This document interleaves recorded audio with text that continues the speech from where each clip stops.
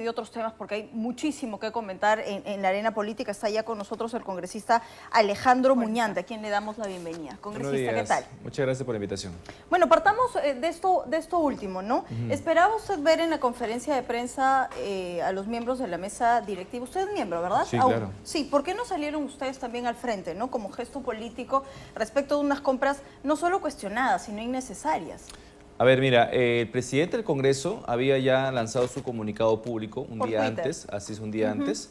Luego, los funcionarios administrativos, quienes son precisamente los encargados de realizar estas compras, fueron los que salieron a dar una conferencia de prensa, porque ¿quién mejor que ellos, que son los que justamente conocen estos temas administrativos, para explicar y dar cuenta de las razones por las cuales se habrían hecho estos contratos y también de dar cuenta de aquellos contratos que fueron anulados, ¿no? Justamente por no representar lo que se pedía, ¿no? Por no garantizar el cumplimiento del pedido. En este caso, el tema de las alfombras, por ejemplo, ya se dijo de que ese contrato fue anulado. No se llegaron a comprar. No se llegó a comprar ninguna alfombra y algunos equipos que sí fueron necesarios. Por ejemplo, hacía mención de las pantallas LED en la sala Porras Barrenechea. Bueno, quien haya ido a Porras Barrenechea antes de la colocación de estas pantallas, como ya tenemos en el hemiciclo, recordemos que en el hemiciclo tenemos pantallas, ¿no? Uno se topaba con un ecran chiquito, mucho más chico que esa pantalla de ahí, donde no se reflejaba prácticamente nada. Era ya un equipo bastante viejo, ¿no? Que era necesario remodelar porque justamente había pérdidas de conectividad cuando se hacían las sesiones. Entonces, eso era necesario. Entonces, yo digo, lo que es necesario es correcto. Lo que es innecesario o se puede postergar, justamente eso es lo que se va a hacer mediante esta auditoría que el Congreso ha pedido. Yo he trabajado en el Congreso, le cuento. Y hay gastos que sí se tienen que hacer. Por ejemplo, el canal del Congreso está en el olvido. Y ahí sí yo apunto a la responsabilidad que tienen ustedes, porque sí, es bien fácil decir, ¿no? La plana administrativa que salga al frente porque ellos conocen el procedimiento, ellos saben cuál es el concurso de proveedores. Pero en la necesidad de generar gastos están ustedes dentro del Congreso, del hemiciclo, que se tienen que dar una vueltita frente a lo que hace falta, usted lo acaba de decir, la sala Raúl Porras Barrenechea, el ECRAM era necesario, perfecto, el ECRAM, una vueltita por el canal del Congreso. El switcher es más viejo que cualquier, de verdad, con todo el respeto y cariño se lo digo. Entonces, hay gastos que sí deberían hacerse y que no se ven, y hay gastos que no solo son innecesarios, que le abren la puerta a un sistema que está fallando con los proveedores. Panorama comprobó que esa era una pollería ahora. Entonces, nosotros decimos, ¿quiénes están detrás de esas compras? Los propios congresistas con el afán de meter la mano en una compra, lo determinará la Contraloría, pero sin duda levanta las alertas. Bueno, justamente para esa labor la prensa ayuda muchísimo, ¿no? Cuando la prensa hace un reportaje sobre estos temas, así como lo hace, por ejemplo, con respecto a Palacio de Gobierno u otras instituciones, donde se da cuenta de algunas compras innecesarias o sobrevaloradas, lo primero que tiene que hacer la administración es dejar sin efecto y pedir una auditoría. Eso es lo que hemos hecho nosotros. Nosotros no estamos renuentes en continuar con esas compras o esas contrataciones, más bien estamos corrigiendo este hecho porque, como le repito, esto es un tema enteramente administrativo, la cual la mesa directiva no tiene acceso detallado de las compras que se realizan. Y para complementar la pregunta de Claudia, los congresistas pueden sugerir algunas compras, ¿no? Porque a la administración no se le va a ocurrir de la nada cambiar las alfombras o comprar televisores nuevos o poner un buffet. Mediante las quejas, ¿no? Que se realizan, por ejemplo, ya te contaba sobre el ECRAN en Porras Barrenechea. No, claro, que usted ha dicho que eran necesarias. Así es, por ejemplo, ¿no? Hay equipos obsoletos en cuanto a cómputo, ¿no? Que también algunas se han remodelado. Mandar de repente un informe, una solicitud. Sí. Como despacho, por ejemplo, pero más que nada a título ya particular, porque, por ejemplo, si en tu despacho está malogrado el aire acondicionado, uno lo solicita mediante oficio, ¿no es cierto? Entonces, la administración ve que no solamente falta un aire acondicionado en tu despacho, sino también falta en 5 despachos. Entonces, hace una compra, una remodelación. Así funciona el tema administrativo. Sí, los congresistas tienen de alguna manera... Pero no deciden ellos a quién les compras, no deciden qué proveedor eliges, no decides cuánto se le paga. Eso lo decide la administración. Para eso existen los gerentes de la DGA, Recursos Humanos, todo el aparato administrativo de tu Congreso, como existe también en otras instituciones del Estado, ¿no? Solo para zanjar el tema de las compras. De aquí en adelante, congresista Muñante, no nos van a enrostrar la falta de sentido de realidad, de necesidades que finalmente se traducen en gastos innecesarios? Mira, yo espero que no, y justamente por esa razón, cuando nosotros nos enteramos sobre el precio del buffet, quien hizo un mea culpa y pidió una revisión de estos contratos fui yo.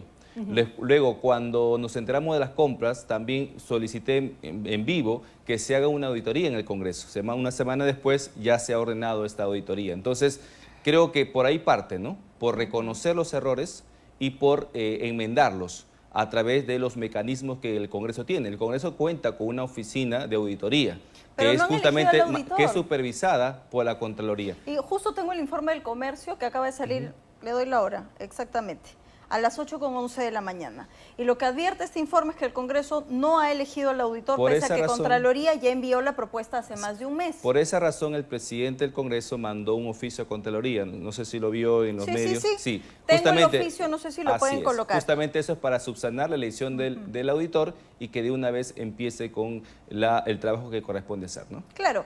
A lo que voy, congresista, del oficio que usted me pide, es el hecho de estamos dilatando algo que es urgente, que es tener dentro del Congreso de la República un sistema de auditoría. Entonces, ¿sobre quién recae la responsabilidad, que ya no es administrativa, sino política, para la elección de este auditor? Bueno, en este caso sí es el presidente del Congreso y la mesa directiva. Ahí está. Perfecto, muy bien. Pero digamos que eso se puede hacer mañana, pasado, justamente el día de hoy tenemos mesa directiva, ¿no es cierto? Ahora, el tema esto de los contratos, pues no era un tema que se había evidenciado gracias a los reportajes que ya habían salido este domingo. Entonces, salió este domingo, hoy estamos ya martes, ya estamos corrigiendo, ¿no es cierto? Entonces, reactivo todo. El tema tiene que ser rápido. Lo que pasa que, como repito, ese tema de las compras detallado, así como lo han mostrado, no está pues al alcance de nosotros. Nosotros vemos un problema o los departamentos informen de alguna irregularidad y recién se pone conocimiento de la mesa directiva. Así funciona el Congreso. O sea, no se crea que los congresistas de la mesa directiva estamos ahí para hacer trabajo administrativo propiamente, sino enteramente político. Claro, ¿no? Pero el cuestionamiento va también por el lado de cómo se controla, ¿no? Sí. No, por supuesto. Lo que hace el Congreso de la República. Y hay que controlar todo recurso del Estado. Y en ¿no? ese sentido, permítame añadirle este tema que nos parece que es muy importante, porque así como se puede cuestionar por el lado administrativo, se cuestiona también por el lado político. Y esto con relación a lo que ha fallado el Tribunal Constitucional. ¿Usted todavía es parte de la Comisión Especial para designar al Defensor del Pueblo? Sí, soy el nuevo miembro de la nueva comisión, de la nueva comisión, la tercera. Así es. Y sobre quién ha recaído también esta medida cautelar, sorprendentemente, ¿no? ¿Y cómo van a asumir ahora? Porque esto les da carta abierta para que continúen con el proceso de elección. No, es que en realidad no nos da carta abierta. La Constitución nos da la carta abierta, ¿no? Sino que había un juez desubicado completamente, intromisor, ¿no es cierto?, usurpador de funciones, quien había tenido el descaro de colocar una medida cautelar contra una comisión, contra la segunda comisión y después contra la tercera comisión por falta de transparencia, cuando ni siquiera todavía teníamos el cronograma de elección, ¿no? Entonces era un juez que había dilatado completamente el proceso, colocando medidas cautelares cuanta comisión se creaba y todavía no sentenciaba. Justamente en razón a ese tremendo situación irregular completamente, prevaricadora a mi juicio, es que el Tribunal Constitucional ya le puso el estate quieto, ¿no? Nosotros continuamos con la elección del Defensor del Pueblo porque es nuestra facultad según la Constitución. Claro, nadie cuestiona, creo yo, que es su facultad, está en la Constitución. Lo que les estaban cuestionando, y me parece que era el sindicato de la Defensoría, el principal cuestionador, y tienen intereses, ¿no? Era que no estaban aplicando sus propios procedimientos para la elección. Pero ¿cómo le puedes cuestionar esto a una tercera comisión que recién se creaba, que recién había designado sus miembros? ¿Qué le podrías cuestionar a eso? O sea, ya estábamos hablando de un juicio amarañado contra el Congreso de la República. Y eso fue justamente lo que falló el Tribunal Constitucional. No estamos en contra del control jurisdiccional ni del control constitucional de los actos del Parlamento. Eso ya está zanjado a nivel del Tribunal Constitucional en anteriores sentencias. Sin embargo, esto sí nos parecía sumamente escandaloso. Por eso es que se ha corregido.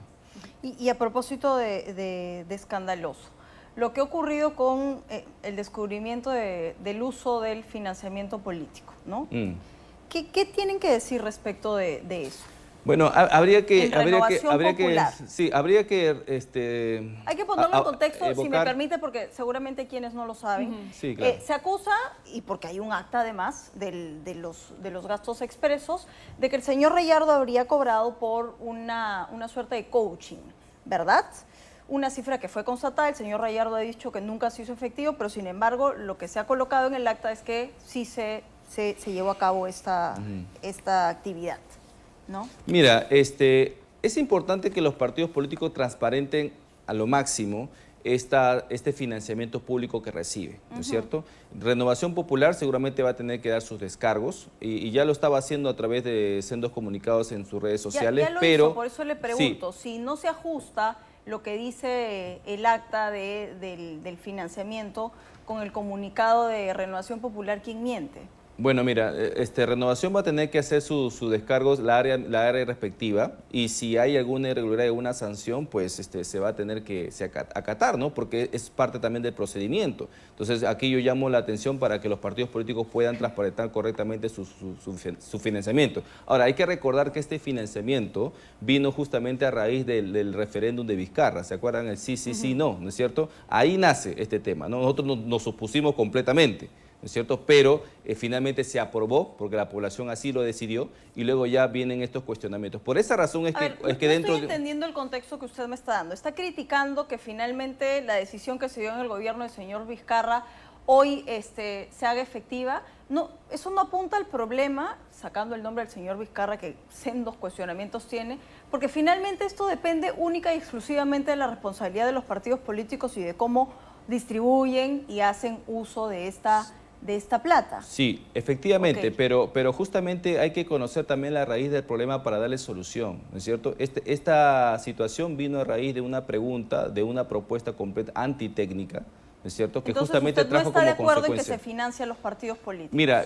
yo no estoy de acuerdo en el tema de fondo, pero creo que podría haber algunas excepciones, como por ejemplo el tema de la publicidad que realizan los partidos en los medios de comunicación, ¿no? Yo creo que por ahí, para evitar justamente la desigualdad de armas. Ahora bien, creo que aquí es donde, justamente por esta razón, es que hay proyectos de ley que se han presentado para poder salvaguardar mejor estos recursos. Y uno de ellos justamente es el que presenté para evitar que personajes sentenciados por corrupción sean dirigentes de partidos políticos. ¿Por qué? Porque son ellos los que van a administrar estos recursos públicos. Ya, pero de ahí la necesidad de Renovación Popular, ¿no? El señor Cerrón también fue criticado, obviamente, por cobrar 12.000 soles de sueldo mensual de la plata que se destina para financiar la democracia interna de los partidos políticos. Porque de eso se trata, no financiarlos por financiarlos, sino para que finalmente puedan crecer, sentar bases y demás. Eso no quita la acusación respecto de Renovación Popular de haber mentido en el uso de una plata, porque el señor Rayardo dice que él no hizo coaching ninguno. Bueno, eso se va a tener que informar. Por ejemplo, si se ha dado una información de que el señor Rayardo cobró ese dinero y luego le ha salido a decir que no ha percibido esos ingresos, entonces ese dinero se va a tener que reembolsar, ¿no? Finalmente hay mecanismos para poder subsanar eso y corregir de aquí en adelante aquello que se ha hecho mal. Creo que en ese sentido las cosas están para corregirse, pero yo creo que el problema de fondo es justamente la falta de una regulación adecuada para el uso de estos recursos públicos y saber quiénes lo están administrando. Y creo que por ahí empieza la solución de este problema. Bien, hay otro tema que también es importante poder comentar porque tiene que ver con el origen también del problema en el que nos encontramos, de esta crisis política. Ha salido a la luz también una serie de reconocimientos que le habían hecho al expresidente Pedro Castillo por parte de las economías ilegales, ¿no? Que tienen años de años operando en nuestro país y parece que nadie hace nada por combatirlas, ¿no? La minería ilegal, la tala ilegal, el narcotráfico. Sí. ¿Qué nos dice de cómo es que el expresidente llega al poder? Mira, justamente, ¿no? A raíz de estos últimos descubrimientos en la casa de Zarratea, ¿no? Donde se ve pues, un trofeo de una asociación de mineros ilegales, ¿no es cierto? nos habla y nos ratifica de que siempre pues la minería ilegal y estos negocios ilegales estuvieron muy cercanos a Pedro Castillo. Y eso lo podemos evidenciar justamente haciendo un recordaris de todas las cosas que sucedieron. Vemos a un señor Castillo recibiendo a mineros informales en Palacio de Gobierno, vemos un señor Castillo aprobando decretos supremos para extender beneficios a la minería ilegal, vemos a un señor Castillo muy hostil con la minería legal para favorecer a los ilegales. Y luego vemos pues que en las protestas que se dieron justamente que ocasionaron una gran violencia, sobre todo en el sur del país, vemos que también participó la minería ilegal. Recuerdo mucho que justamente a raíz de un reportaje de Panamericana, que el último joven que murió en diciembre, ¿no?, en Chala, en Arequipa, sus familiares habían denunciado que sus empleadores, quienes eran los mineros ilegales, le habían obligado a ir a marchar, ¿no? Y justamente él falleció a raíz de esta protesta, ¿no? Entonces vemos que la minería ilegal ha estado muy presente. ¿Y qué es lo que querían esos señores? Reponer a Castillo en el poder, ¿no? Justamente por todos los beneficios que durante el gobierno de este señor les habían dado. Hay una situación muy gravosa ahí que se tiene que investigar y creo que con todos estos medios, estas pruebas es suficiente para que la Fiscalía inicie una investigación. El mismo señor Gálvez, ¿no?, presidente de la Sociedad Nacional de Minería, había señalado que existía finalmente este financiamiento hacia el gobierno del señor Castillo. Ahora, estos financiamientos, como les mencionaba, no son nuevos, ¿no? Así es. Nos están llamando la atención ahora porque los hemos visto y hay presunción, según el Ministerio Público y según el mismo Ejecutivo, de que están detrás de parte de las manifestaciones. Pero sin ir muy lejos, ¿no? El mismo gobernador de Puerto Maldonado, de Madre de Dios, tiene investigaciones abiertas justamente por haber supuestamente beneficiado a la minería ilegal. Así es. Y hoy lo tenemos nuevamente sentado en la silla del gobernador. Sí, lamentablemente pues la minería ilegal también financia campañas, ¿no?